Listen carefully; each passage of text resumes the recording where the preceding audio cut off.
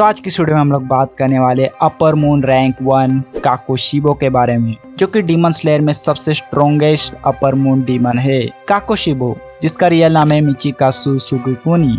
अगर आपको ये नाम सुना सुना लग रहा है इसलिए क्योंकि काकोशिबो का जो ट्विन ब्रदर है वो और कोई नहीं बल्कि योरिची था।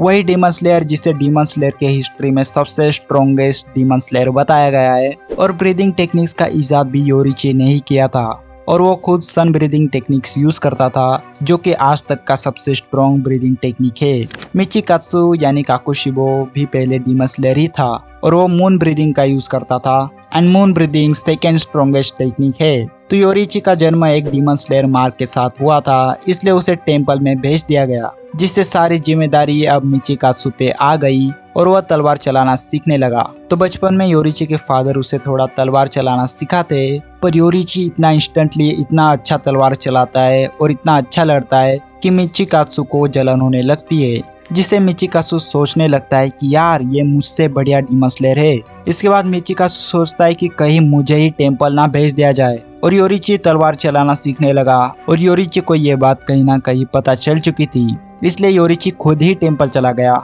जैसे जैसे समय बढ़ता गया मिचिकात्सु की जलन और बढ़ने लगी और ये पीक पर तब आया जब वो अपनी माँ की डायरी को पढ़ा। उस डायरी में लिखा था कि कैसे उसकी माँ बीमार थी और इस बारे में योरिची को पता था पर मिचिकात्सु को नहीं। देर समय के साथ मिचिकात्सु समुराई बन गया, वो शादी भी कर लिया, उसके 2 बच्चे भी हो गए। अब तक योरिची का कोई भी अता पता नहीं था उसके लाइफ में, जिसे मिचिकात्सु को लगने लगा कि मे भी वो योरिची मर गया होगा और नहीं भी मरा तो उसे कोई फर्क नहीं पड़ता।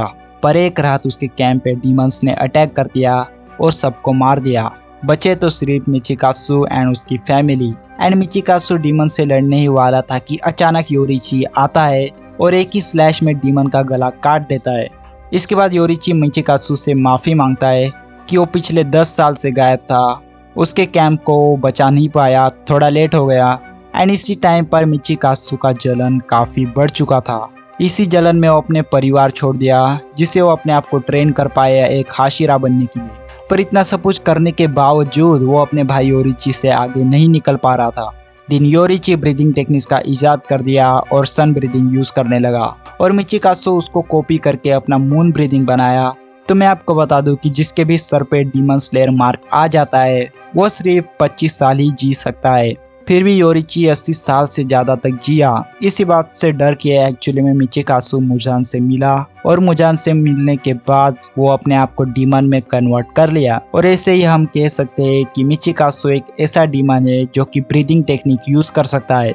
एंड ये याद रखना कि मून ब्रीदिंग जो कि सेकेंड सबसे पावरफुल ब्रीदिंग टेक्निक है। समझ लो कितना खतरनाक है।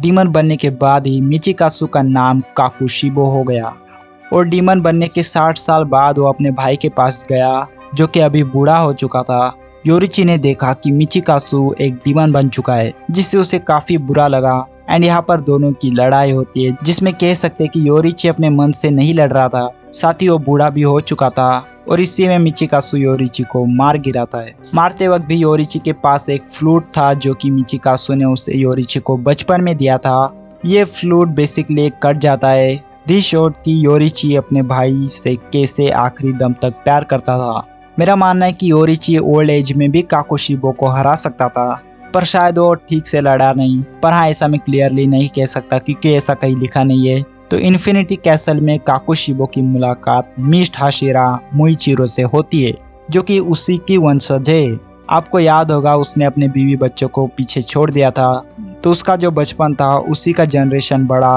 उसी में से ये मिस्ट हाशिरा है। एंड कोई चौंकने की बात नहीं कि 3 महीने में ही हाशिरा बन गया, क्योंकि इसकी जनरेशन में ही बहुत ही बड़ा टैलेंट चला आया है।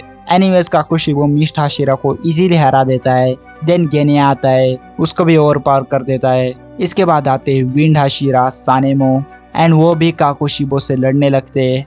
एंड अगेन इस लड़ाई को ज्वाइन करते हैं स्टोन हाशिरा ग्योमी। एंड आप देख सकते हैं कि यहाँ पर 3 हाशिरा है, stone, wind, mist and finally ये तीनों हाशिरा मिलके काकोशिबो को हरा पाते हैं। समझ लो कितना पावरफुल था काकोशिबो। एंड इसी के साथ सारे अपर मून डीमंस खत्म हो गए। अभी तो इनके ऊपर मुजान ही है। एंड मैं सोच रहा हूँ कि डीमन स्लेयर सीजन 3 के एपिसोड्स को एक्सप्लेन करूँ अपने स्टाइल में। तो अगर आपको वीडियो चाहिए तो आप कमेंट में बता सकते हो। तो दोस्तों आज की इस वीडियो के लिए इतना ही, मिलते हैं अगले वीडियो में। Thanks for watching, bye.